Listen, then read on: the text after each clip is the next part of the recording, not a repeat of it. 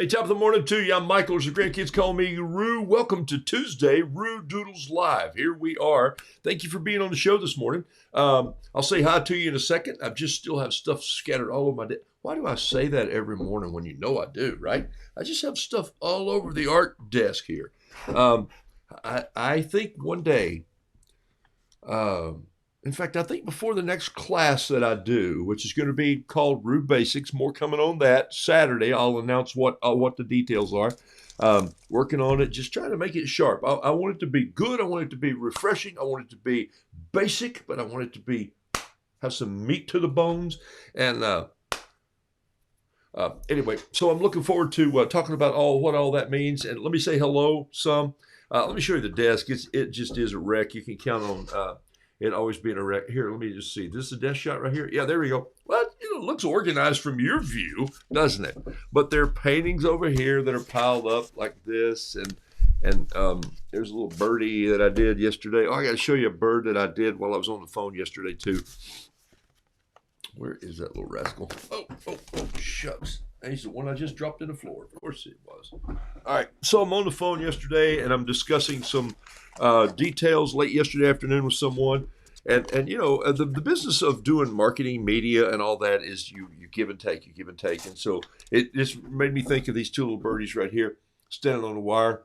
And he says, "You back up." And he goes, "I'm not backing up." He says, "Back up. You back up." "I'm not." "Yes, no, yes, no. No, so I'm not. Not what? Not backing up." So there's a little. So while I'm talking on the phone and I'm listening to ideas, sometimes I'll write down notes, keep a notebook handy always, but I also have some nice little pieces of cut off here. This is a 4x6. This is Kilimanjaro paper. It actually is a fun little paper to sketch on. I think it's Kilimanjaro. No, this is Canson.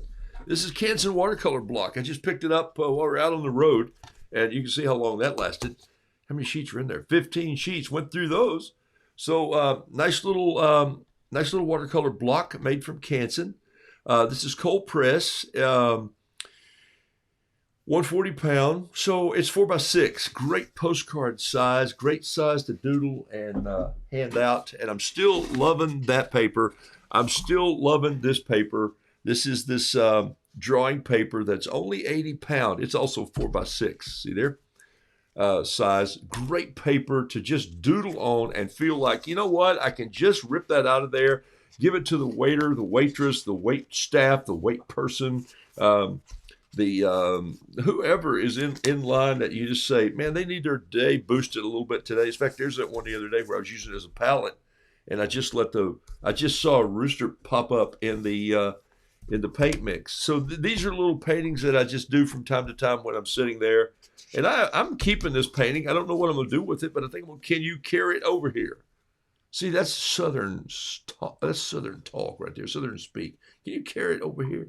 Can you carry it over here? You need a carrot? No, carry it over here.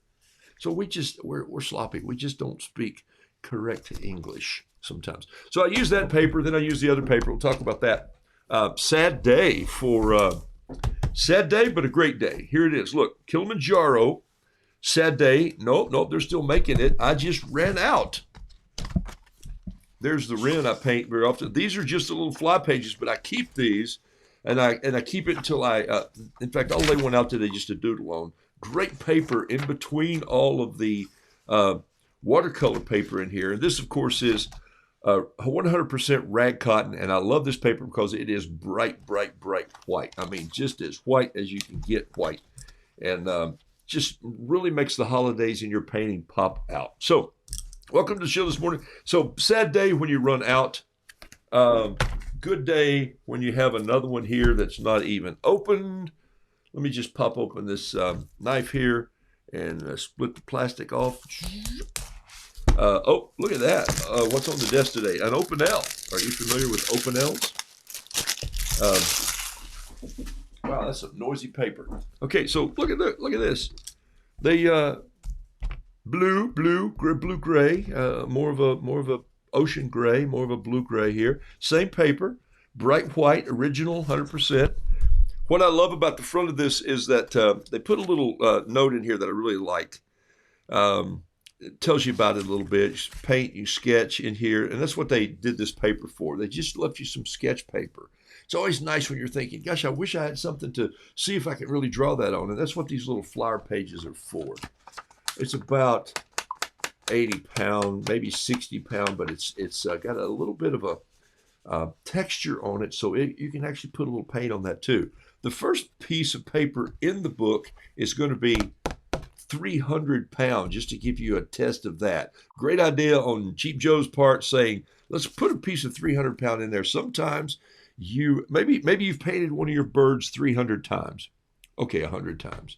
And you really like the way it comes out. I got a little picture of a wren yesterday from Catherine, I think. Just fabulous Carolina wren. That one she should probably paint on 300 pound paper. It's a little different to paint on 300 pound paper. It grips your colors a little differently than the 140 pound. No kidding. That cold press will soak it up.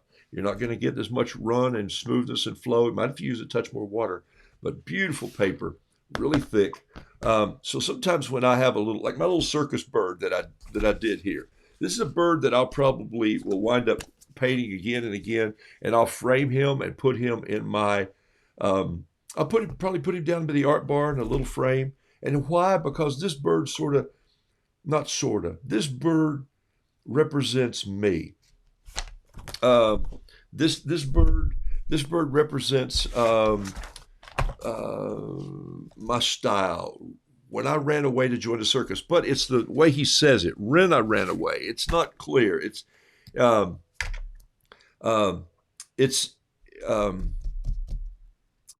is a roo bird. Okay, I'm the roo, and my mom used to say, "Boy, you're a bird." Now I never knew those would come together someday. She meant it as you're just confuse everybody. You're just always over there. You're just a bird. She would say that, and she meant a strange bird. She meant bird brain. She meant wired funny. And so this bird has become what's the word? Eponym? Is that the word? Eponym? Is it eponym? Somebody look it up for me. Eponym is a word, EPONYM. Eponym is a word that something's named after you. I think eponym is the word. I think this knife is an eponym. Joseph Opinel made this knife, and this is called the Opinel. Not because somebody said, oh, that's a French word that means careful, it'll cut you fast. Opinel. Joseph Opinel. It's French. So I think this bird will be the word that I put on 300 pound paper. Why am I telling you this long story? Because every now and then you just have a piece of art that represents who you are. What is that? It's finding. Let's go to a headshot here. You got to see me say this to you. It's finding your visual voice. It's that one little thing that you draw. You may draw 1,000 caterpillars. You may draw 1,000,000 butterflies. You may draw a bird, a rooster, a dog. You're going to come up with something one day that just goes, that's my little logo. That's me. That's the roo that you keep on the wall. That's this little painting right here. A rooster with a banjo. That's the little roo head that I have on my cup. That's on the card, the little business card that I've never had a business card, but we printed them to put in the cups when we shipped them. Someday they'll come back in, I think. Thanks for the purchases on the bug out bags, and books are back in the shop. I finally got them back in the shop. There's, I think I marked it 20 in there for sure. I think I've already got several of those sold, but there's 20 marked. The Hey Roo, What's a Wheelbarrow is back in the shop. Etsy, Roodoodles .com, Roodoodles.com. All right. Man, what a lot of words I put in this for some morning. What am I doing? Okay, here we go. Let me say hello. I just like calling out your names, and I just like, somebody said yesterday it's like romper room when we were little kids. Lisa, thank you. Aloha from Brooklyn. Those two don't seem like they go together, but I love it. Aloha from Brooklyn. I guess you could stand up there and on the Brooklyn Bridge, which I've crossed. Yes. I love that. There's a bakery at the one end and not far from the bridge that I just really love. Bob Hendricks, thank you from the lowbrow cornfields of Iowa, not the highbrow. Let's not be confused, but the lowbrow. It's Roo's Day, says Denise Albright. Denise has found her voice. She's always paint. She paints these little birds. Her style already has this book illustrative cartoon effect, kind of like Pat's style. Some of you, I don't recommend it. because woo, it's tough. But you could let me close that knife. It just looks dangerous laying there. And it has a little brother. Look here. Oh, no, you can't even see that, can you? I'll show you later.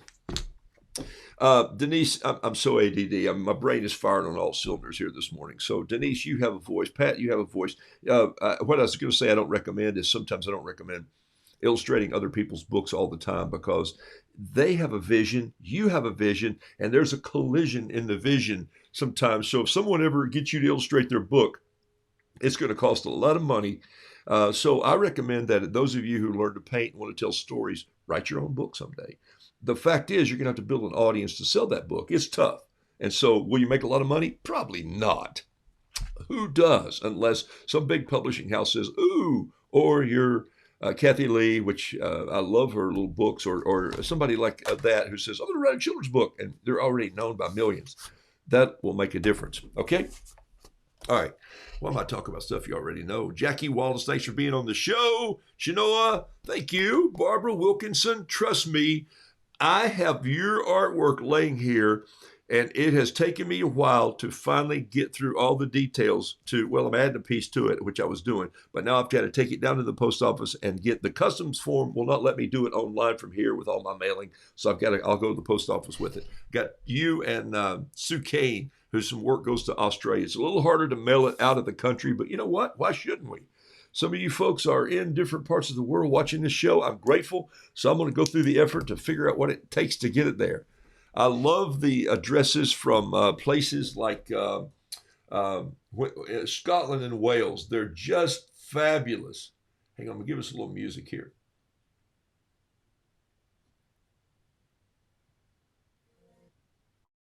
I wanted to hear some violins this morning. All right. Okay, Sandra Connor, thank you for being on the show. Donna Buckley, did I miss Sharon Kirk Clifton? Yes, I'm sorry, I did. I just went right past your name. Linda Lawless, thanks for being on the show. Skeeter Powell, Roo! Skeeter's a dear friend who is just in Greenville, South Carolina. Good morning, Pat Brooks from sunny, warm, and South Florida. Pat Normandale, thanks for being on the show.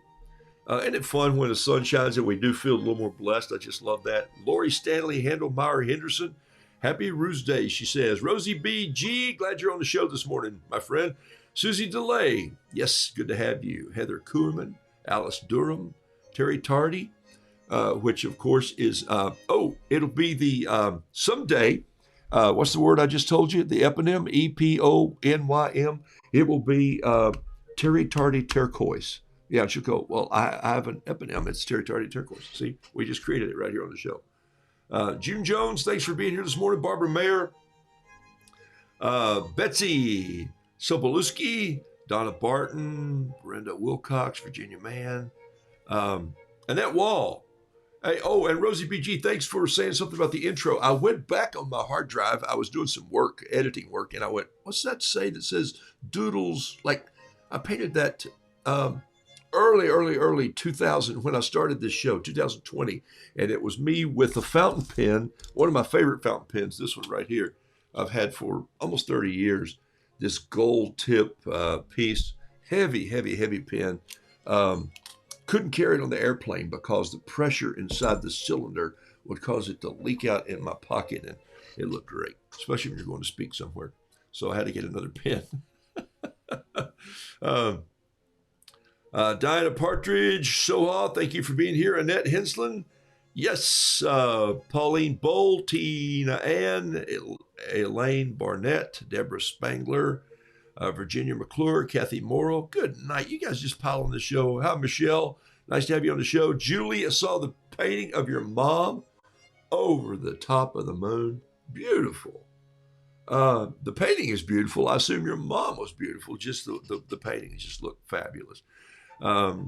Jean Ansalzer, thank you for being here from rainy Austin today. Miss Carla, Ducky Day. Miss Darla, you should have one of those Potomac duck vehicles to drive students back and forth in your school. Laura Mayer, Barbara Mayer. It's different spells, isn't it? One's a mayor, one's a mayor. Mayer. Okay, Kim Sheets, morning. Trying to stay afloat. Yeah, the rain has moved up through West Virginia. We had it passing through here yesterday. And it's supposed to be pouring this morning at 2 a.m., but I finally got my grass cut yesterday before we brought the goats in. Ruth Ann, Laura Abbott. All right, so let me jump ahead to some painting this morning. And the sun does change your outlook. Patricia Hazel, thanks for being on the show. Irma Burton, think of you often as I pick up some little piece here that you mailed on the desk. Audrey Ginter, Atlanta Couch. Okay, Kimberly Nash, thanks for being on the show. Ricky Govars, I know you use both names. Bastinaz Govars. Man, I'm so happy that you have that name, because if I had it when I was in school, I would have never finished my math papers and put my name on there. I couldn't have. And Kathleen, yes, thanks for the shout out. That was on mixed media paper, so we'll try one today. 100-pound, pushing myself to watercolor of the lightweight paper. Well, you know what? Just a little less water and bring your colors in. Your colors were great in that little Carolina wren. I love Carolina wrens because, well, I live in Carolina. Yeah, eponym is the word I think you're looking for. Thank you. It's E-P-O-N-Y-M. I spelled it right. No, it's not euphony. That's if you're dead. Eponym is the name. There we go. I knew it. Eponym is a name found after a person. Ta-da! So Terry Tardy Turquoise is like, it would really be her name. If her name was Terry Tardy Turquoise, it'd be that. So this is, I'm a Roo. So Roodoodles is an eponym. Opinel is the man that created these little knives. This little knife here and this little knife here. Opinel, Joseph Opinel. He created this knife in, I know my knife history better than my words. He created this knife in 1890 in a town that has 5 names in it. Saint Marie, something, France. So that's all I know. But I brought this knife back from France. Couldn't pack it in my bag. They're carbon knives, so they're going to rust, but they're beautiful. This knife is, if you're into pocket knives, and I am, I keep them with the paper here, and I whittle. I wouldn't whittle with this knife though, but this knife is a beautiful picnic basket knife. So I keep one of these in our picnic basket, and this little silver part right here turns, makes a sound, and it locks the blade. Now the smaller one does not, so you'll forget, so knives are dangerous if you're trying to push on something, which you shouldn't be doing anyway. But this is a little lock, turns it. See the slot close? Ding, ding. I just did a commercial for Opinel, which they're not a sponsor yet. Okay, all right. So there you go. So it's eponym. Socially distanced birthday. Woo-hoo-hoo, somebody. Kathy Pedroni, thank you guys for being on the show. I just love all these names. You're piling on like crazy. I better paint something. Waking up in California. Phil Wilbarger, thanks for being on the show. And Mary McNitt says, I assume that's rain over Central Ohio, but I love the fact that you typed rain, because in the South, you can say it's a rain outside. I'm just giving you a hard time, and I don't even know you. So, all right, blessings to you. Let's get on the desk here and let's paint something. Here we go. There I am in the box. Just sketched this while I was making my tea this morning. A little 4x6 card. Love carrying these around. Love 4x5. Love 4x6. I love small work. Got some. I opened my new paper there. Look at this. These are all fountain pens, and I have another one here that was mailed, I think by Irma mailed me this one, and then I have one here that Skeeter Powell sent me, that a young man that he works with in the Capernaum ministry makes pens. Look at this, and it's I love this. Listen, chink. There it is. You hear it. Listen to this. It's got a magnetic top. I love that. All right, let me go down here and get a focus set and then hide this. There we go. All right, so these are pocket knives. These are brushes. These are all fountain pens. Yes, I have a fountain pen issue, and I don't need to see counseling for it yet, but I'll put these over here because I'm just not ready to start sketching with those yet, because I want to keep them a little cleaner. This is my newest pen, and I don't think I'm going to recommend it yet. The reason I bought it is because it was pretty inexpensive, but it was also, that wasn't just a thing, cheap is the word. No, I shouldn't say that. It's a Noodler. That's why I bought it, because it had the name Noodler on it. And it's called the Ahab Flex Pen. And the box had all these doodles all over it of somebody drawing an alligator. Pat would have liked this. They sailed every sea, saw every shore, talked with all nations, from the Indies to the Cape, Amazon to the Arctic. The Yankee whaler was the first global citizen. I don't know what any of that means. But I bought ink for this pen, and I bought this pen, and it's supposed to be, oh, it unscrews. I'll break it here in a second. And so far, this top has fallen off twice when I'm putting it on here. So, and then this is loose, and that bothers me. I don't know if there's a way to tighten it up. Maybe I just figured it out.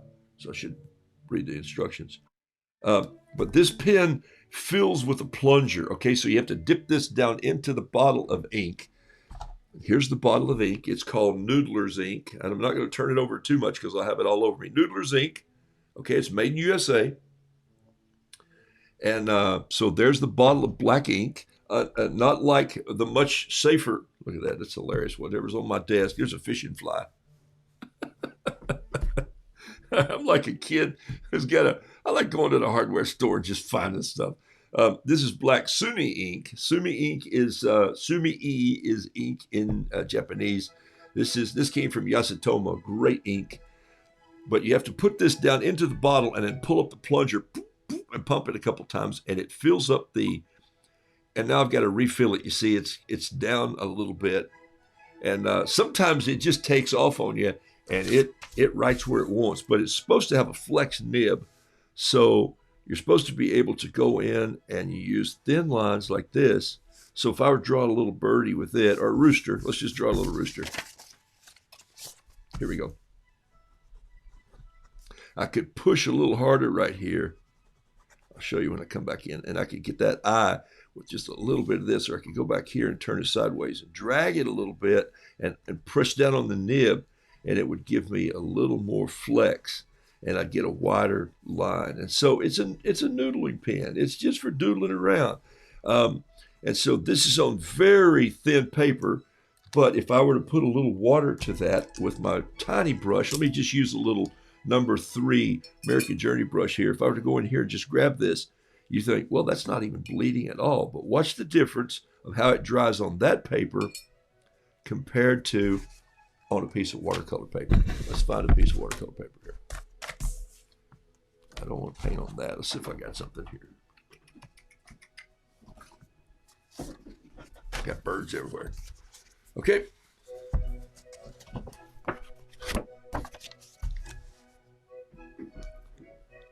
Here we go.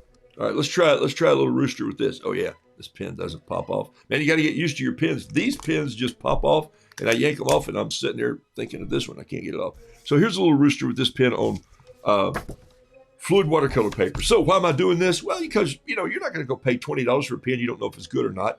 Okay, so I did, but maybe you will. Okay, so here it is. Drag this down here like this. It sketches pretty well on watercolor paper. I'm liking that. I like the fact that if I push too hard, it sort of scratches and it leaves the line kind of loose and jagged, almost like you would if you were sketching with a pencil. But if I take my time and move slowly, then I'll get some harder lines come in here like this. Too fast. Uh-oh, did it just quit? No, here it is. Yeah, I'm just not going to be a fan yet. It just wants to jump around the page and skip a little more than my Kakuno pens do. I'm liking what I find in the doubled lines right here. Like that, you can't see it. I'm just going to go in here and let me try this. Let's see what happens if I just bring some lines in like this. Just put a little bit right in there for an eye. This music's perfect for sketching. It's just all over the place. All right. All right, let me just grab a watercolor brush and throw on that just for a little bit. Here's a little bamboo. Go in here and see if this is, yeah, see what happens? The watercolor paper holds the pigment up a little bit. And so, but it doesn't have the same bleed that you're going to get from other fountain pens that I use sometimes. And I'll show you the difference. You see me do all this kind of stuff over and over and over. But yeah, if I were to put this pen in the tail, this is a Lamy with, if I were to put the Lamy in here like this, let me just build up a new area to show what I'm talking about. And maybe down here and put some of those marks in there like so. Now watch this pen just take off right up here. See the difference? Lots more pigment to mess with. It just runs and it doesn't dry as fast. So their noodling ink dries just a tad faster. Nothing wrong with that. You might love that, especially if you're left-handed and you don't want to paint, have your hand all in the ink, which sometimes I do anyway. This is why I always start with the top of my roux first and paint his head up here, because then I'll stick my hand in this and then I'll stick it on my shirt, and then, it all goes downhill from there. I just love a little bit of paint. Sometimes I do get pictures from you guys. This is not a criticism, but it's a critique. I'll get a painting from someone and they'll say, I just don't feel like I'm loose enough. And I'll see the picture and it'll just be like, there's no space. It's just painted with like every color you had in your palette. Sometimes just lighten up and just use. It's one of the things we're going to do on Roux Basics when we start that class, is that I'm just going to do 3 colors. What does that mean? I only get 3 colors? No, you get a whole palette. But what if we just use 3 colors per roux? What if we just did yellow, red, and blue, 3 primaries? What if we jumped over and said, let's do 3 blues? Ooh, what would that look like? What if we did 3 different yellows or 3 different greens? Or what if we did a green and a red and a turquoise? Wow, and you go, those don't even go together in the wheel. It doesn't matter in nature. Everything doesn't have to fit in your color wheel. Do the colors complement each other? Yes. Okay? But the point is, when you're doing art, you can relax and just enjoy it. Have a little fun with it. This pen here is a fountain pen too. And that's one of my Kakunos. So anyway, what I wind up with is, see the lightness of this little roux, and he's sort of fresh looking. He's not as dingy and dirty as some of my other roux that I paint, where I'll just keep adding in dark colors. So every now and then, I might just need to just clean up my act and do a little bit of a pastel one. Okay, I'm a lefty. I always get my hand dirty when I sketch. Yep, that's part of it. So Mary, you guys, here's the thing I think God did with you left-handed people, though. The best blacksmiths I've ever seen are left-handed. They just approach life creatively. And I know there's this whole research about right brain, left brain people. I buy some of it. I don't buy all of it, because I do believe that you can train yourself to, look, if one person's doing it, another person can learn to do it. And you think, no, that's not true. Now, I do believe there's people who have different wit, different intelligence, different process information differently. If you needed to come to me for the lyrics of an old country song, I could do it to you. If you need to come to me to have your appendix out, run away. He's the guy who'd be humming some country song and telling a riddle when he opened up his open ale. Okay? So I'm not that guy. But I do believe in crafts and skills and art. You can be trained. That's why they have art classes. That's why I just got a catalog from the folk Brasstown, from the John C. Folk Campbell School. It's got more names in it. It has pages in the catalog. But I just went, wow. And they're not inexpensive. Their one-day course to go paint is like $630. And I went, okay, I may just stay at home and teach myself and pay myself $500. Sorry. All right. Okay. So what I want you to see is sometimes when you just use a little less paint. What am I doing right here? I just saw some of that pen roll down there. And here's colors that I normally wouldn't put together. But I just saw some of this roll down there, and I thought, I kind of like it like that. And I'm going to go in and get maybe just a little bit of sap green here and just go over this. And you're going like, well, I don't even see any green in there. I see that pen. Yep. Now I'm going to add just a touch of it right here. Just a little water went in first. And I love the fact, let me get a little bit of black out of this tail. Just create a little shadow. Let's see if I can get some of it rustled up. Then I might come in with another pen, maybe a Pentel. Why do I use a Pentel? Because I didn't want to stick the nib of my fountain pen in this water, but I don't mind throwing this pen in there. Okay, so I have certain things that I cull or use to the side. So there gives you a little example of a little roux. How fun is that? That's how fast that is with just a little doodle pen.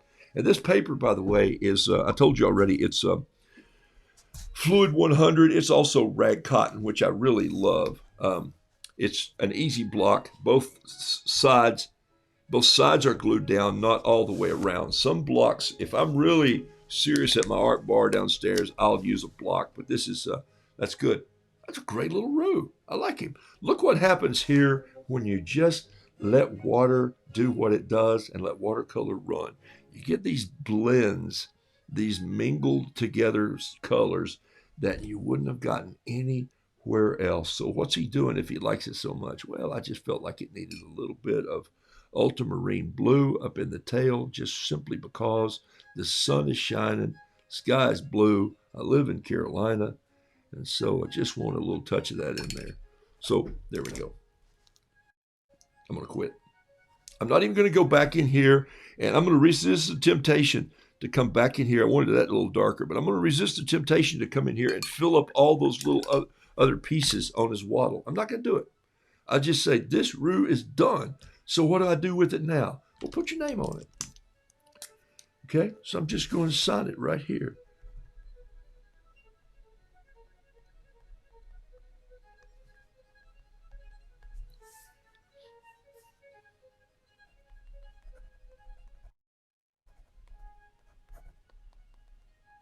Easy as pie.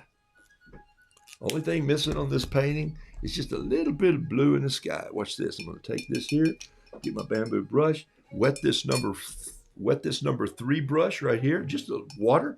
I'm not dip it out one time, tap it one time, tap the blue one time. Little sample test there. Turn it around, turn it around. Hey, let me teach you something about splattering if you like to splatter. Very light splatters on that. I didn't want to put too much. And then I also like to take a little Payne's Gray. Just get a little weight. I haven't woken my paints up yet over here. I'm using dry watercolors. And I just type a little Payne's Gray down into the grass section just to dirty my paintings a little bit. So that painting's finished. He's done. I like him. I like him a lot. All right, we'll see that happen again. All right, if you had a bird, if you had a dog, if you had some flowers that you wanted to be loose, you can do that by just going in and just grabbing some water and just letting the water do what the water does. Just put it in there. I'm not being careful to make sure that I go exactly where all my lines are. This is what you got to learn with watercolor. I'm just touching it like this, just a little bit everywhere. And I'm going to go in, and this one I'm going to use 3 completely different colors. I know I'm going to use purple. So I'm just going to go ahead and put it in there right now. Holy smokes, you used it in the tail. Didn't see that one coming. I know I'm going to use a little bit of yellow just because I got to have just a touch of it here and let some of that roll down. Barely touch the yellow in there. And I think he's going to need a balancing color. And I think I'm going to go for, oh, you know what I need? I don't think I have any in this palette. On this palette right here, I have some... okay, what's this called? Rats. I can't remember what the name of it here. All right, I'm going to put it in there, and I can't even remember what it's called. Shucks. I'll have to go get the name over there. I'm just going to get up from the desk and walk over there in a minute and tell you what this is because I'm liking this color. And so I just bought it a little while back, and there's a rooster you don't see very often. And so, all right, just talk amongst yourselves for a second. I'm going to go get the name of this color because you need to know what it is. I don't think I have it lying here on this. Uh-oh, sorry. Boom, crash, fall. Not French gray. Here it is. How can I forget what that's called? There it is. It's called Buff Titanium. Oh, somebody's already said it. Look, you guys already put it in there. Y'all just need to be doing the show. Linda, thank you. Buff Titanium. 2 Lindas. One Linda and Linda both answered within 10 seconds. Buff Titanium. Buff Titanium. Yes, that's it. It is Buff Titanium. Love it. Love it. Love it. It's a color that I picked up the other day when I was at Cheap Joe's. There's a Cheap Joe's here in Charlotte. Man, am I blessed or what? Although I do order a lot of art supplies out of Boone, but I love getting them from Cheap Joe's in Charlotte because I go up and say hi to folks that work there, nice people. Um, and they know kind of who I am. The folks in Boone know me a little more, but it's sort of fun to go in and say hello to them. And so I think this needs a little more accent color somewhere. Just some weird feather that we didn't expect. There it is right there, a little turquoise in that back tail. Just let it fall into one of these feathers right here, just like that. Just really lightly touching my brush. And then just going to create some, whatever's left over in my brush of that blue, I'm going to put it down here and just mix a little green with it. And then maybe a little shadow coming in. And so I wasn't going to do these little paintings like this morning. Didn't even grow through my mind. But since we're talking about it, just want to see how simple and easy it can be if you just have a light touch. Have a light touch. Okay? Titanium Super Bowl. You were all yelling at the screen. Were y'all yelling at the screen? Everybody's going like, hey. Is he in focus or is it my old eyes? I think it's probably both, but let's look. I'm just giving you a hard time. There we go. Focus him again. Zoop. Yeah, he's a little out of focus. I'm a little far off for us painting that small. Let's try it one more time. Let's see if we get a focus. Yeah, all right, that's a little better. Yeah, I don't want to be that far in though. Sorry. All right, sometimes you just have to take a break during the show and just do your own technical work here. Wait, Buff Titanium was a third-rate actor in the 50s and 60s, Tom says. Tom, that's great. Buff Titanium. What a great name for a third-rate actor. He was in there with, I think he was in Beach Blanket Bingo. That may be the movie you're talking about. Beach Blanket Bingo. Beach Blanket. All right, I pour myself another little cup of tea here out of the thermos. I think it's time to get a new thermos because I think my thermos bottle is hotter on the outside than it is on the inside. So it may be dyslexic. I don't know. Thermos bottle just he's in focus for me. I love the light touch. I bet everyone misspells your name too. Yeah, everybody misspells everybody's name. And I just mispronounce all your names. And so thank you for the great grace and mercy you give me in saying that. Okay, so thanks for all the Buff Titanium. I won't forget anymore. You've just branded me with Buff Titanium. It is an American Journey color. There it is right there. This is what it looks like. Got a little man on the mountain with an easel. And if you ever met Joe Miller, you would know that dude is, he is so pleasant when he is teaching a class or instructing, and he's there and he's moving around the room and talking to you. I've been in that room a couple times with Joe, and I just love his style. You know, this man cut his teeth on art right in the Appalachian Mountains, traveled all over the place in the country, and I just love the family. That's kind of why I stick to him. So those of you who send me paint and say, hey, I'm using this and that and the other, there's more than just the color. There's the fact that I'm sort of linked to a storyteller. So I just wanted to say that, and I appreciate the guys at Cheap Joe's. Even though sometimes, hey, and they're not a giant house. They're not a house like Blick that, or Rickenbacker. It used to be Rickenbacker, now it's Jerry's Artorama. They can get any of that stuff, but they specialize in just getting what people need. And especially, mostly in the Southeast, but I know they're shipping all over the country now. Thankful to you guys too. And it's fun to be in their catalog. So, all right. So, whoa, somebody's baking scones. Is that Michelle? Michelle? Rat. You're baking scones and you're not at my house? Okay. Root thermos. Yeah, I could have a root thermos, I guess. Hey, by the way,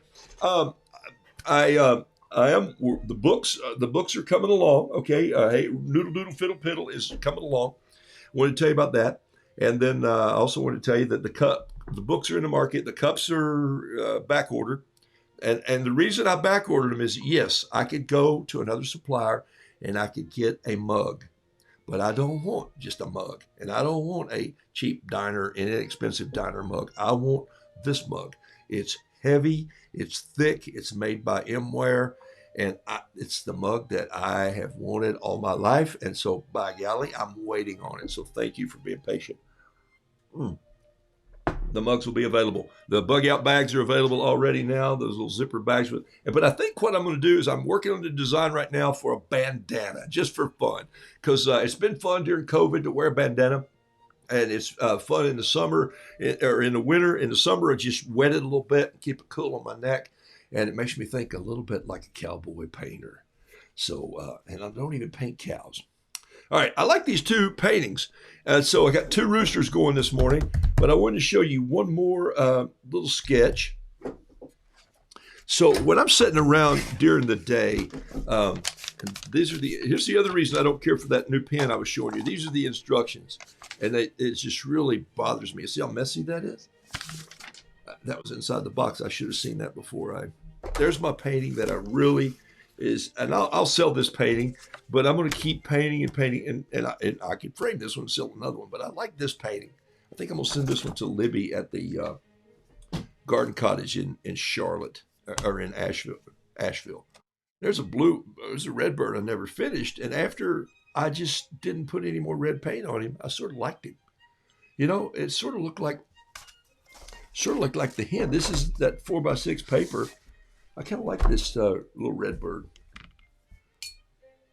See if I can find a little bit of orange here in my palette that I didn't wake up this morning. You know what I mean by waking up the palette? I just grab it usually, and I grab a misting bottle and just spray the stuffings out of it. But I didn't do that this morning because sometimes I like just threw that bottle off on the floor. Sometimes I just like grabbing a little bit of, ooh, look at that root. Look at that cardinal.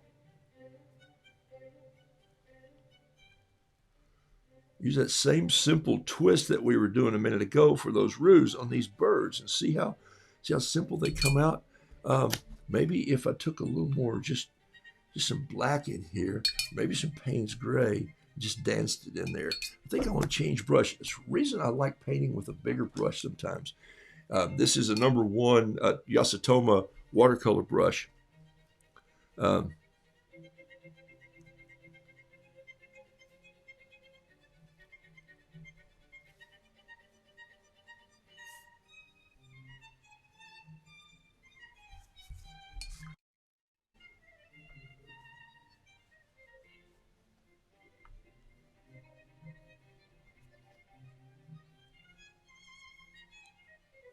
I gave my violin, my fiddle, to my grandson.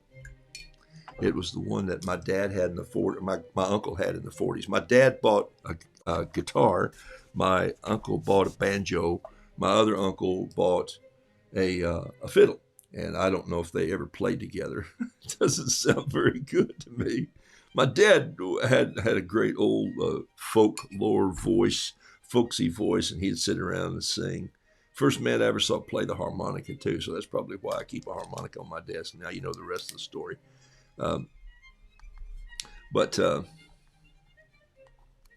He, you know, this bird doesn't need much more, but he had this guitar, and my dad taught me the first 3 chords when I learned to play the guitar. I got a guitar when I was 8 years old, and I cried about the first 3 months because I couldn't play it. And then he goes, "Just stop and put your fingers where they're supposed to go." And so.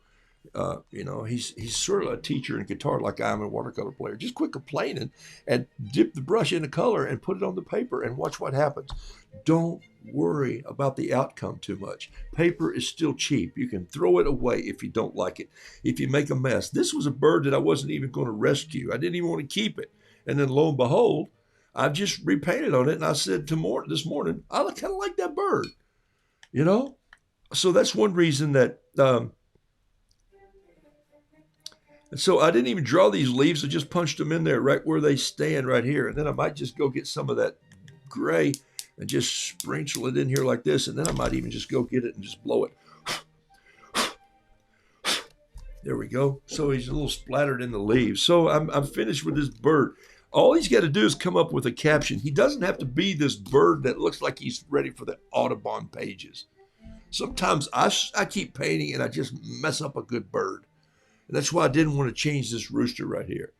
You know, I'm going to send this to somebody, and they're going to say, "Do you think he knows he didn't paint that last feather?" Really? Of course I know that. I wanted it this way. I'll come back to this painting here. This is what I like to do after they dry 5 or 6 minutes. I like to come back and put the veining in and put the spurs on and maybe some grass down here. Put the little nostril in his beak and maybe a little bit of just detail in the feathers. Maybe this is where I come in and use that pen and put in some wiry feathers. And then, no, I'm not going to finish this part back here. Just not going to do it. All right. And put this one here. What can I do with him? Oh, he needs a little bit in here where I didn't even have pieces drawn in. So I might add them now, or I might not. And I might put in some here. And sometimes this would be a good place to put some little ends of feathers coming in right here. This leg does need a little more of what I call my leg color. That's where I'll mix up some gamboge and a little Hot Mama red and just come in. Keep a little tint of that mixed over there because I like my roos to have a little bit of orange in their legs. Not for any reason other than they look that way to people who don't know what roosters look like, okay? There's that little purple right there. All right. I like those two roos. Simplified. I like this cardinal, but he needs a little something. You know what he needs? He needs a little brown in him. So I think I'm going to go in here, get rid of this brush. I'm going to quit using this brush this morning. I love American Journey brushes, but I could be using a bigger one. Here's a number 8 that I'll use just to change oil here. Get a little brown on that, and I'm just going to dump a little brown in here. And the reason I chose this brush was because it holds its form a little more, and then I'm going to press it down to a round brush and just push a little bit of brown right in here. Why would I do that? Well, just shadows. And this yesterday afternoon, this cardinal jumped up on our railing and just looked a little bit disheveled. And so there's the kind of look right there. I just kind of like this look.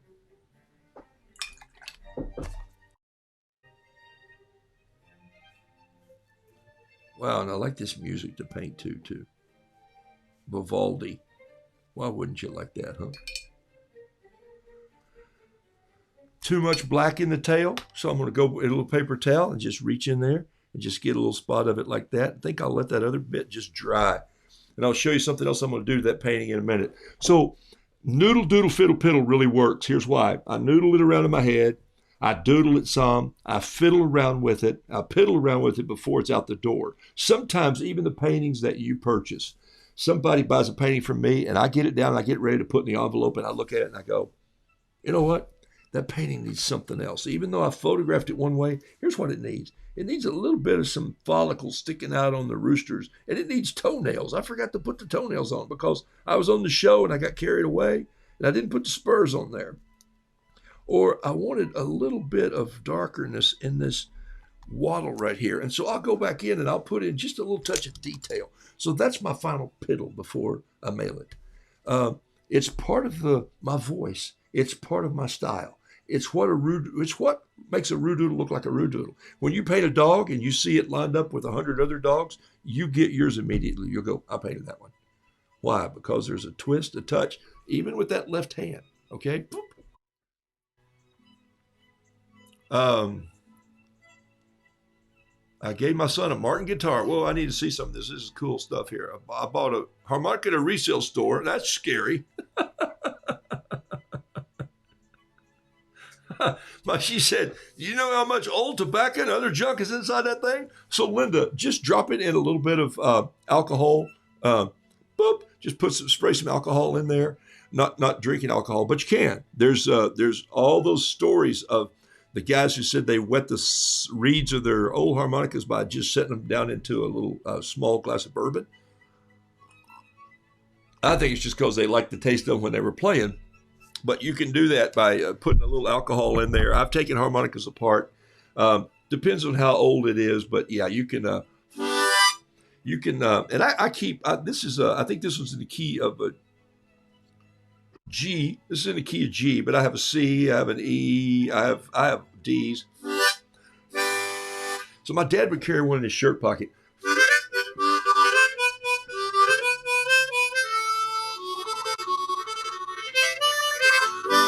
And he would play an old song like that, you know, and he would go, old grasshopper sit on the railroad track, pollywog doodle all day, picking his teeth with the copper tack. He would do all these old folk songs, and so it made me laugh. And so I wanted to play harmonica. And then, so over the years, I saw Bob Dylan and all the folk people play a harmonica, you know. And one of my dear friends is probably one of the best I know of in the world. His name is Buddy Green. Lives in Nashville. Buddy and I have done some music together, not recorded, but we were on stage one night being goof-offs together. And Buddy used to carry a little case that had 25 or 26 harmonicas in it. And if you ever want to see the greatest thing I've ever seen played on a harmonica, it's his classical version at Carnegie Hall. Look up Buddy Green, Green, and there may be an E on it. Buddy Green, one way or the other. Buddy Green at Carnegie Hall, and he plays William Tell Overture.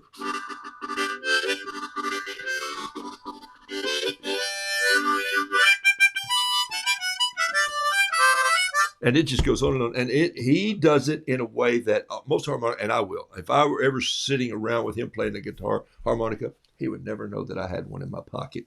It's so like some of us do with artists. And then there's times where he goes, no, come on. This is how you learn. This is how you learn. Have fun with this, okay? But Buddy Green, Carnegie Hall, watch him. It's probably in the middle of an old Gaither. He used to travel with the Gaither guys and do gospel songs and hymns. But one night he's at the Carnegie Hall and they said, Buddy, the people want to hear you play the guitar. And he goes, I've waited all my life to play the harmonica at Carnegie Hall. And he does it. It's just outstanding, okay? So send Buddy a note, tell him Michael Hahn, Roodoodles says hello. I did it years ago. Okay, so watch this. I'm going to add a little more something to this cardinal, and then I'm going to paint one more thing for you, just completely out. So clean your harmonica out, and yes, I gave my son my Martin guitar that was my grandmother's. Holy smokes. Amy, I love that story. I'd like to know what kind of Martin it was. Tell me, do you know the model number? Because I want to know just for fun. I want to know how old it was. I have a Martin D35 in the closet that belongs. I've given it to my son already. And then my son-in-law has my custom 814 Taylor, 814E concert Taylor, which is all just all hardwoods all the way through with a close spruce top. And I have two other guitars, but I love the fact that you guys buy harmonicas. Buddy Green is awesome, June Jones says. Well, tell Buddy hello. It's Buddy Green with an E, maybe. Okay. Yes, Buddy, he did songs with Bill Gaither live, and somebody's already put the link in there. So there you go. Man, you guys are on it. It's a pre-war Martin. Holy schmoly. Probably a pre-war Martin. Yes, that's what I wanted to know. Okay. Can't find the number. Look down in the hole. You'll see a little number in there. And that's fabulous. So tell him to take care of it. He's holding a prize. Martin guitars get better with age. All right, so I want to show you something crazy I'm going to do. So look at the difference here. Sometimes I do these real bright, bold ones. This is what I was working on yesterday when the show was over. And this, so here's why I'm telling you all this stuff today. Please, please, please feel free to experiment. Sometimes you get into the working world and you lose sight of what you're doing and you think, I have to turn out this perfect little birdie, or I have to turn out this perfect little dog or this drawing, instead of just having some fun with it and saying, what if one of the rules from Noodle Doodle Fiddle Piddle, what if you did? What if you just put the water in and let the paint take off? What if you just used something that you hadn't used in over a year? Let me show you what I'm talking about, okay? So what if you played a little bit more? 8:57 is 20 minutes. About 20 minutes a day to do it. This one's really bright, and I love this because it pops. This one, a little more pastel, but I love it because it's different. This one, even more so pastel, but just understated on the kitchen shelf. And so there's three little roos that need a trip out today. And here's a little red bird, and I'll sign all these, and I'll come up with this one. This one's saying something. I don't know what he's saying yet, but it'll come to me in about the time I get my juice made this morning.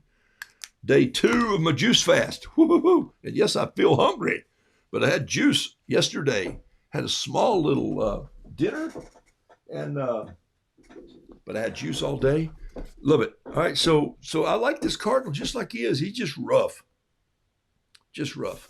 Come back in. There's some of that detail. Take my little fine point, extra fine fountain pen. Just put some little twigs out here. This is going back in and just putting the veining in the leaves. So what did I do? I painted before I drew the leaves. Well, nothing wrong with that. You do it any way you choose. It's your painting.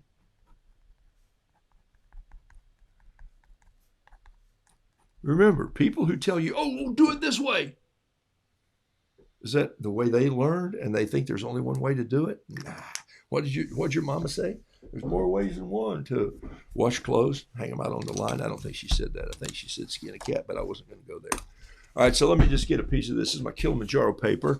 What else did I have in this stack today? There's a little birdie I did. Oh, there's a stick bird I did yesterday. I did him with that stick. There's how I was teaching you how to draw. See, I got stuff up here. I was teaching you how to draw a rooster by drawing eggs. There's a little bluebird that just popped up. Looks like he's in the Arctic. Doesn't look like he's too happy. Anyway, sometimes I paint birds I'm not even happy with. I did paint a wren yesterday that I really love. I don't know where he is. That's sad. Because I think somebody, oh, there he is. I like this Carolina wren right here. I painted this maybe early yesterday at the dining room table.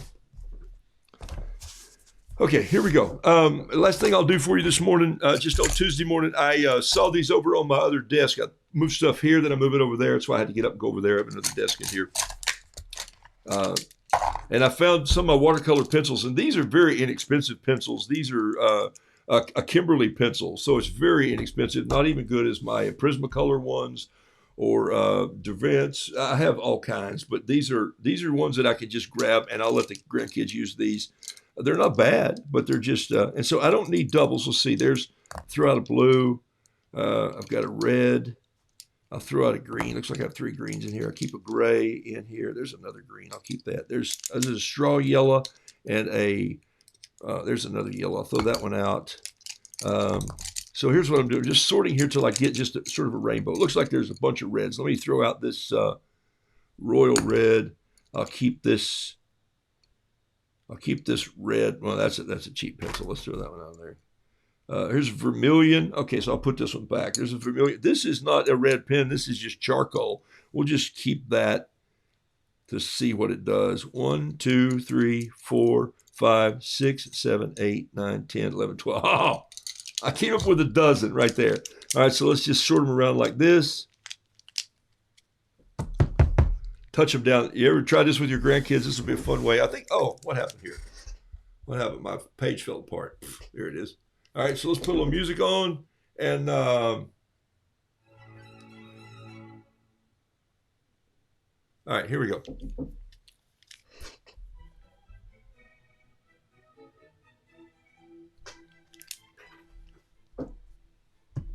All right.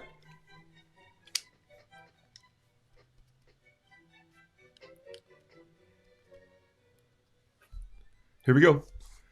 Man, I'm going to need a bigger piece of paper right now, I can tell you that. Yeah, let me get a bigger piece of paper.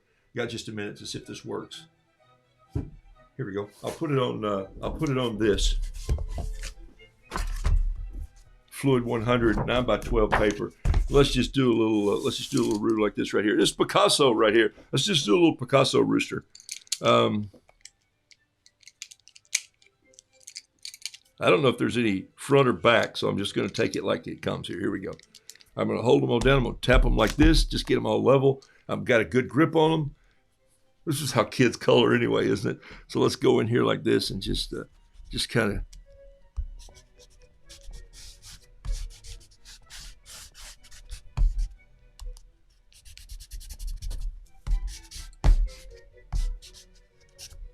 There's your roux right there.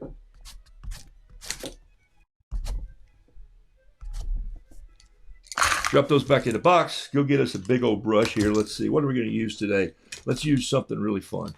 Let's use a brand new brush. Here it is. This is a JB 110. Look, never been opened. Look at this. Stand right up on this point. You can't see that from where you are, but let me see if I can change it over here. Look at this. I'm actually pressing down, but I'm going to put it in the water, soften it up, break it down a little bit. This is probably horsehair, goat hair. The paper that I used is Paper. This is Fluid 100 paper. It's 140 pound, 100% cotton. All right.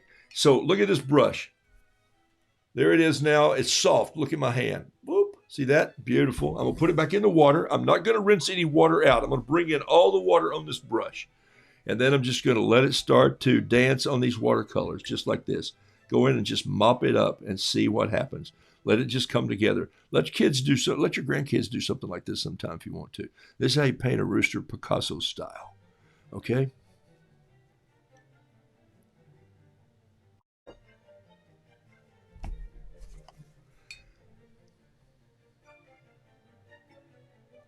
Now, I'm going to show you something fun that I bet you didn't think about doing. Maybe you did.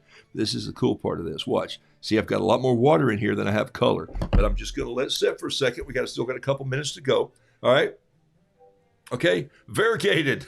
Beth says it's variegated. Yeah, and you go, wow, look at all this. But I'm still trying to leave some holidays. You see that right there's a space, and there's a space right there. Still trying to leave some holidays in here. But I'm going to show you something now, okay?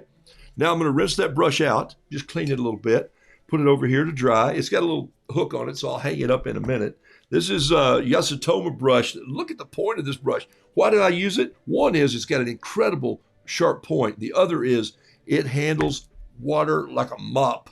So now I'm going to go back into my pencils, and I'm just going to get a little, where's my red pencil? Right here, vermilion pencil. Now I'm going to come in right here, and I'm just going to come in, and I'm going to dip my pencil in the water. Take a look. Here's what I'm doing. I'm just dipping the pencil in the water. And I'm softening it up. And then I'm just going to come in here and create the waddle like this. Look. And I'm going to add some up in here. Don't even need to dip it in here because I've got all that water in there. So that's kind of fun. All right. So I'm going to put that one back in the box. I need a little straw color here.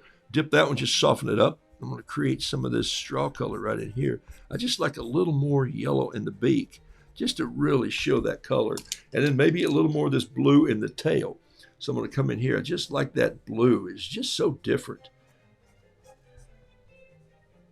And I'm just letting the watercolor pencil dissolve a little bit in the water.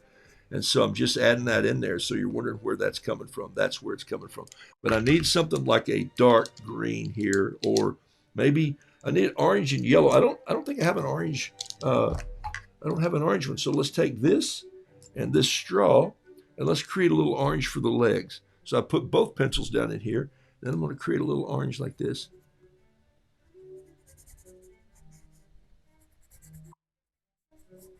All right, so it's too much red. So let's go in here and get this color and change it up a little bit. So there it is right there. And then this is charcoal. So, you know, it's not going to bleed, but I want to bring it in and just give you a little bit of detail with the charcoal. And I'm going to do the eye with charcoal right there. Now give them a little highlights here, just to make it look like a roo-roo bird. Okay. All right. So you need to learn to just loosen up.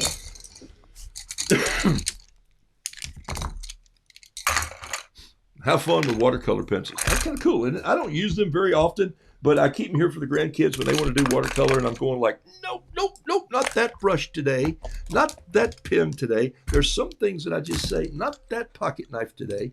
And so, but that gives you a little idea of how loose you can be. What could I do with this? I could come back in with one of my pens, and I could clean up this beak here, put it a little in there, put a little more detail if I wanted to, and come back in. And now you tell me Picasso didn't have fun when he was painting the roosters that he painted. So if I want to catch this here, I could take it, sweep it down a little bit. I could also get some of this blue on my brush and let it extend right up this way. So now I'm using my artwork as a palette. I know it's after 10 o'clock, but what's time to a rooster painter, right?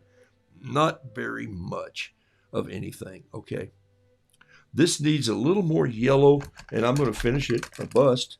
It needs a little more yellow right in here. I'm going to, right in here, we just need some yellow to bring this chest out just a little bit like that. It just needed some, I could tell. I love that when it happens.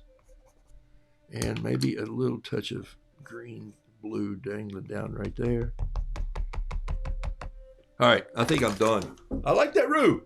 I'm going to just let this dry as it is. I'm not going to wipe this up or add any water. I hope it spots some, and hope you can see the holidays there. The holidays are those empty spots that I tried to leave the color. Even there, it's because it's pumped up, it's coming out a little bit. The only thing I think is missing is a little earth, and I'll put that in here with a little yellow green right underneath here, just like this.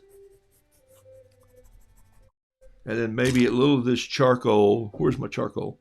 Threw it down in here somewhere, just underneath right here. Maybe I can get that charcoal to smear a little bit with my finger, just like this, and just create a little bit of a shadow here, where his tail feathers are shadowing like this.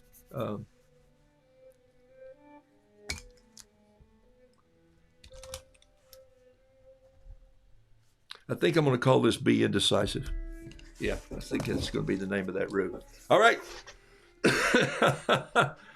So those are colored pencils? No, those are watercolor pencils. Okay, big difference between colored pencils and watercolor pencils. So let me be clear there. I may have said colored pencils, but if I did not mean to. Watercolor pencils have a water-soluble crayon on the inside, and once it gets wet, it'll respond like watercolors, not like watercolors in tubes, but you can have some fun with it. I put the water on there, and it tends to soften them up and lets them blend together. And so that's the whole point of using watercolor pencils and not colored pencils. Big difference. Okay?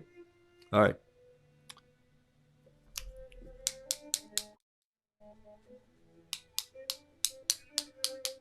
Okay, I'm out of here. Hey, it's Tuesday. I may see you guys one day later this week. I may just pop on and do something funky. But if not, I'll see you Saturday morning, and I'll have some news about the new Roodoodles show that's coming up. The class. It's going to be a private class. It's going to be called Roo Basics. And I'm going to go back to the drawing board. Three brushes, 3 papers. I'll explain all that in the written works. Thank you all so much for being a part of the show. Thank you for liking the show. Thank you for jumping on board live. It's always fun to be here. Where's my harmonica? If you put this up for sale, I'm interested. Okay, I'll put everything up for sale except for the fishing fly. It's staying with me. I tied it myself. So there it is right there. Sheila, thank you for being on the show. Chris Young says bye-bye. Sherry Bullard, y'all go do something productive today. Take a sip of your coffee or your tea and text somebody this morning and say, hey, I hope you're doing well. Do that, would you, right now? Can you imagine all the people, if you did that, they would go, wow, how awesome, how thoughtful, how sweet, how generous, how, yes, hospitable. Okay? Got my person right there. See you Saturday morning, Lord willing.